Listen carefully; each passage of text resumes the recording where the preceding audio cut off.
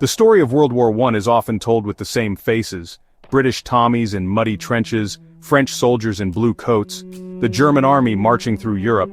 But there is another story, one rarely told. There were brave men whose names are missing from our monuments and our memories. These were the forgotten Muslim soldiers of the First World War. Today, few people know about their sacrifice. Their stories have faded with time, left out of school books and ceremonies. When we think of the Great War, we do not picture men in turbans, or men whispering prayers in Arabic at dawn. Yet, they were there, over 1 million Muslim soldiers, risking their lives far from home. They fought and died for empires that were not their own. They left their families in India, North Africa, and beyond. They crossed oceans and deserts, not for glory or for medals, but because the colonial powers called them. Their blood was spilled on foreign soil, and their courage helped shape the world we know. If we listen closely, we can still hear their voices. They speak of honor, loss, and hope. It is time to remember them, not as tokens or footnotes, but as true heroes of the world. Who were these Muslim soldiers? They were farmers, laborers, teachers, and sons. Many came from villages in Punjab, Bengal, and the northwest frontier of India. Others came from the deserts of Algeria, the streets of Cairo, or the forests of Senegal. Their lives were simple before the war. Most had never traveled far from home. When the call came, they answered. Some volunteered, hoping for a better life or adventure. Many were recruited by force. The journey itself was long and hard. They crossed seas, rode trains, and marched for days.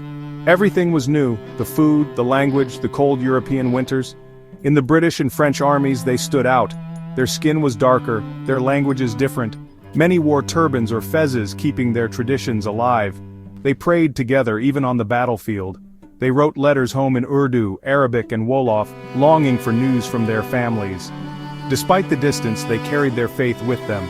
They fasted during Ramadan even while fighting. They washed before prayers using icy water from shell holes. Their beliefs gave them strength but also made them targets for suspicion and racism from their commanders.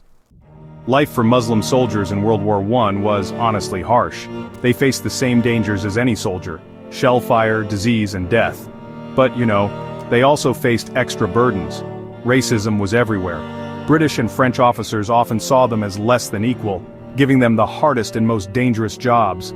They were sent on deadly missions, storming enemy lines, digging trenches under fire, and carrying the wounded. Many were placed in labor camps, building roads and railways in freezing cold or blazing heat. Their rations were poor, and their uniforms often did not fit. Letters from home were delayed or never arrived at all. Their faith was often ignored or even mocked. Finding halal food was nearly impossible. Some were punished for stopping to pray. Others were forced to work during Eid or Ramadan. Yet they stayed true to their beliefs, supporting each other in small acts of kindness and brotherhood. When the war ended, their sacrifices were forgotten. There were no medals for most, no parades, no welcome home. Many returned to poverty and unrest. Some never made it home at all, their graves left unmarked in foreign fields. Today the world remembers World War I with silence and poppies, but the faces we see are not the full story. Muslim soldiers are barely mentioned in textbooks. Their names are missing from the great memorials in London, Paris, or Delhi. Their stories are lost, buried deeper than the trenches they once dug. Why were they forgotten? Some say it was because they served colonial masters, not their own nations. Others say their skin was the wrong color, their faith too different. Whatever the reason, the result is clear. 1 million heroes have vanished from our history, but their sacrifice mattered. Without them, the war could have been lost. Their courage, loyalty, and faith deserve to be honored. We must build new monuments. We must tell their stories in our schools and our homes. We must remember them, not as strangers but as brothers in arms. The forgotten Muslim soldiers of World War I were true heroes. Their voices deserve to be heard again. Let us honor them at last with the respect and remembrance they have always deserved.